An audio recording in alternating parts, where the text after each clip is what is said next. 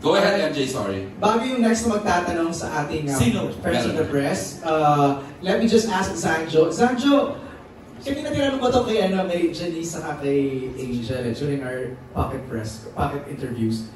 Pag nag-eksena ba kayo, usually one take lang? Sa gagaling nyo lang? Sa gagaling nyo lahat? Hindi siguro kami nag-one take. Okay. Unang-una, talagang mas madalas kasi madami talaga eh. Medyo pamilya namin laging all-star. Tapos mahirap i-block. Kaya grabe, nakakabilib yung direct na ang dami namin sequences. Pero dahil na pag-table, kung isipin nyo, kung hindi kasi naiintindihan siguro ng iba, nanonood, ilang beses namin siyang uulitin dahil iikot yung camera. Iikot ang camera, magpapalit ng lente after ng isang take, pag good na, para naman sa ibang shot or yun, ganun siya. Kaya hindi ka pwedeng hindi mo memorize yung line mo, hindi pwedeng hindi mo alam yung emotional continuity ng bawat eksena. Kasi yun eh, masasayang yung oras kung hindi ka handa. So hindi naman siya para masabi na laging take one dahil magagaling yung artista. Mas napapaganda pa siya, mas napapaganda every time umuulit kami ng mga takes. Okay. Alright, thank you, Z. Sino next na magtatanong sa atin? Jim P. Alarcon ang magtatanong ng next set of questions. From where again, Jim P. Sorry? Freedy Manila. No longer pep.ph. Ay! Dati siya doon. Jim P. Okay. First question for Janine and Francine, kasi ang ganda ng eksena niyo doon sa admission na si Alexa ka and magkapatid kayo. Tapos it was so emotional. Tapos sa CR pa parang nasikip-sikip, di ba? Pero ang galing yung umiyak na dalawa. Paano lang yung naging proseso din? Ano yung kwento sa likod ng eksena na naging ganun kaganda on TV? Janine. Actually, yung eksena yun parang may sumpa eh. Kasi palagi yun naka-cha-cha sa breakdown, tapos palaging nadadrop. Tapos, sinet-up na yun sa isang banyo, tapos yun pala walang tubig yung shower. So, na-pack up, di ba direct? Last session. Tapos, so, try again another day, hanggang sa, ayun na nga, nakunan din siya. And mahirap yung scene na yun eh, kasi for me, parang nagtatalo din sa isip ko na aaminin ko ba talaga dito? Eh, may plano kami. Pag inamin ko dito, tapos yung plano, sa kanila ako nakapangako, pero kapatid ko. So, parang ako din may duda kung magagawa ko ba siya ng maayos. Kasi nga, ayoko din naman na mabuking kami. So, nalilito na ako bilang Alexa. Well, I guess, nalilito naman talaga ako. So, okay lang naman talaga. Ginamit ko na lang siguro yung lito ko, yes. But yeah, magaling talaga yung pagkasulat and of course with the guidance of Direk and si Chin. Ayun, so ayun. Nakakalito. Paano ka nag-prepare? Actually po, yun nga po, kasi yun nga po na sinasabi na parang may sumpa yung eksena po na yun. Kasi meron pong time noon na dapat, yun na po yung last scene namin nung gabi na yun. But, nung magtitake na kami, okay na ako, ready na po ako. Sinasabi ko yung kay Direk Onat, nakausap na rin ako ni Direk Onat noon. Tapos bigla, chinek ko yung shower, walang tubig. And then chinek namin yung ibang cubicle, wala rin talaga. At hindi na kaya na i-set up pa siya sa isang CR na may tubig kasi wala na kaming time. So, kailangan po namin i-pack up nun. And then, yun nga po, buti naman natuloy. And I think kaya lang din po ganun ka OA. Hindi naman OA, but kagrabe yung pag-iyak ko sa eksena na yun is because, medyo sensitive na answer, but siguro coming from my experience then before, kaya ganon, meron akong pinanghugutan talaga. And with the guidance din po of Direk Onat, and kung paano din ako dinala ng emosyon ko, kung paano ako dinala ng emosyon ni Ate Janine, mas nakatulong po siya kay Kiara. Yun. Sorry if hindi caring i-share kung ano yung pinagdaanan mo, no? Pero paano mo na lang siya hinugot? Same place, same scenario. I mean, di man yung reason, but kung paano kami nakaset up, ganun siya. So, parang it's really, parang bumalik lang ako nun sa time na yun. So, mas parang naging natural yung nararamdaman. Yun po. MJ, I can't help but stare at ibang-iba na talaga si China. Nag-grow na siya talaga. Talagang may laman na talaga. Sabi nga ni Tita Julie, wala na yung baby to. Ang lalim-lalim ng salita. Go ahead, Jimpy. Ayun, thank you Janine and Francine. Pero Francine, hindi pa tayo tapos. Ay, kasi yung next na eksena naman, yung yesterday, sa inyong tatlo. Kay Cyril, kay Raven, and sa'yo.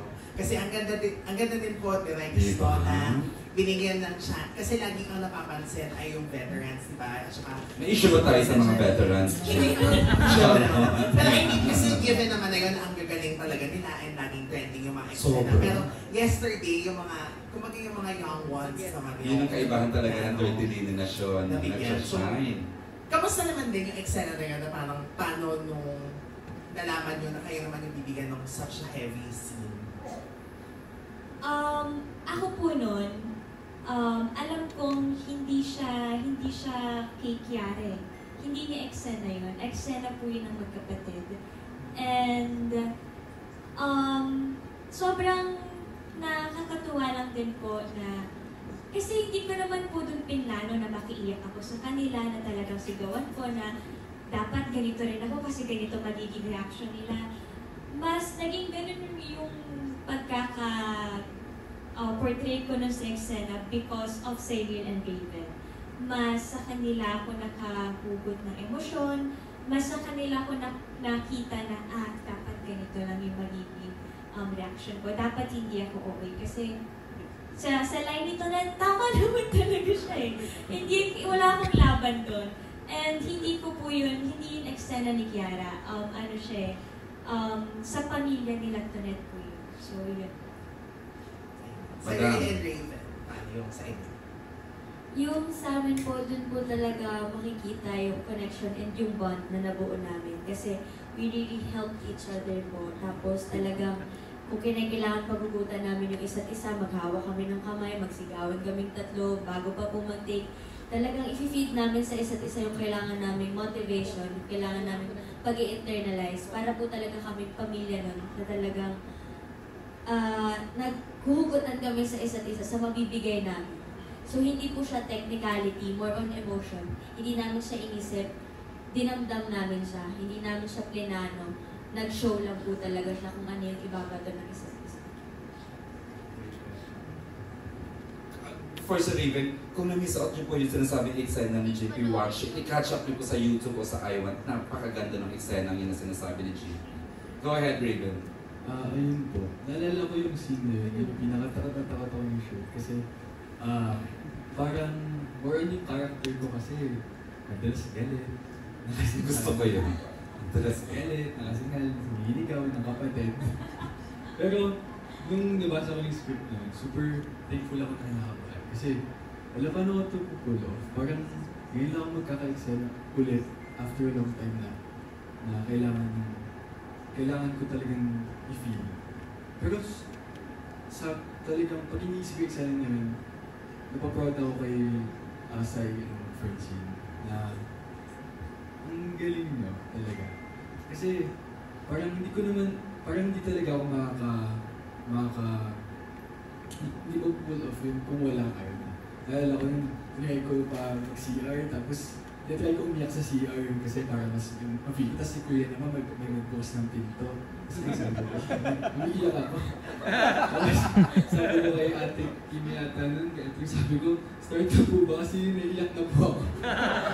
Tapos kapag kabaw, tapos thankful ako kay Sai and Jin kasi hawak talaga kami kamay nun, kapit-kapit kami. Parang tutulungan talaga, nag-feel namin isa't isa. Lalo na ako na parang kinakabahan ako sa YouTube. Parang kapit-kapit kami, tapos iyak talaga, gano'n. Tapos parang hindi na namin nasip yung lines, parang gano'n naisip yung lines. Pumikap ako nung sinampala ako ni Sayo, parang nagulat ako. Tapos parang nag-work talaga siya. May kwento daw yan na hindi talaga in-inform ng isang director dun sa Meron po dulo. kasi kaming pinaka-sweet na director Ay! na very mahinhin, never magiging violent. So, sabi niya po habang nag-i-internalize yung Raven sa gilid, pagka nagwala na, syempre mabawala yan. Sampalin mo para matauhan, para kumalma, pakalmahin mo sa palin mo, para tumahimik. So, ayun, nagulat lang po si Kuya. Buti po na full off ni Kuya na hindi po talaga siya mawawala sa character niya. So, hanggang collaborative po kasi yung director namin. Hindi ko na lang po sasabihin sino sa kanila na. Pero sabi ni Miss Janice, you have the makings of a good actor kasi hindi daw bumitaw si Raven dun sa Good po eksena. talaga kayo. Congratulations po. Last question na lang for Hindi Ay, meron Sorry, ako last na yun. last na talaga. Last 8. Mga arte lang. Janine, kasi syempre yun nga, magti 2 years ka pa na asa kapamilya and parang mako-consider naman na isa talaga sa mga success stories ng lumipat. No? Lahat naman ng networks may ganyan, di ba? Pero yung sa'yo, was very successful with this show. So would you say na ito yung isa sa mga best gifts of that decision, itong 30 day? Sobra. Sobra. Yes. One word lang. Yes, talaga. Ito na siguro yung favorite ko na role. Kasi gustong-gusto ko kapag yung character hindi lang basta mabait or hindi lang basta yung ang daming layers ng bawat character. And sobrang thankful ako na na pagkatiwalaan ako to play Alexa. Kasi like, dati nasabihan na ako na hindi ka pwede masyado mag-play ng mga ganyang role kasi masyado kang mestiza or ganyan. Or parang minsan nasabihan na ako na hanggang ganun lang yung pwede kong gawing role dahil sa itsura ko or ganyan. So, sobrang thankful ko talaga sa Dreamscape and kay Sir Deo and sa mga directors namin dahil talagang nabigyan ako ng pagkakataon na magawa yung ganitong classic role na ganito talaga yung gusto ko, yung lumalaban, yung hindi one-sided, yung di mo alam kung maiinis ka sa kanya o kakampihan mo siya o maawa ka or maaasar ka. So, yes, I'm so grateful talaga and happy to have been able to play Alexa. Thank you po and congratulations. Thank you, JP. Malapit na rin dun sa tanong, gusto kong iba to kay Z kasi siya yung the past 3 years ng pandemic, he has remained the most reliable male lead natin sa ABS-CBN. Right. Stayed with us, nag-series, nagdalawang show, one of the most important actors ng The Broken Marriage Vow and Dirty Linen. Z, malaking factor ba to para mabuo yung consistency ng pagiging pagpili mo ng mga projects dito sa ABS-CBN, whether movies or teleseries? Oo naman. Kaya nga nung sinabi ko kanina sa mga backup interviews, iba yung effect na binigay ng Dirty Linen. Actually, before pa Dirty Linen, yung The Broken Marriage Vow, yung example ni Kuya Jan, halos patayin siya o sipahin siya ng mga tao sa character na ginagampanan niya. Naramdaman ko rin. Ikaw, day one pa lang. Naramdaman ko rin sa palabas na yun. Oo. At nakakatawa rin nung ginawa ko itong Dirty Linen, Sir-Tita na rin tawag nila sa akin. So nabura ko yung image ko dun sa before na show ko. Kaya naman, yun, malaking effect talaga itong ganitong klaseng content kasi magmamatter na dito yung mga next project na tatanggapin. Yung decision namin sa career namin. Sa pelikula man yun, sa teleserye. Actually, consistent siya sa paggawa ng... He's the reliable talaga sa dami ng kapamilya actors. He remains to be one of the, if not the most reliable leader natin sa ABS-CBN. Particularly sa atin sa Dreamscape.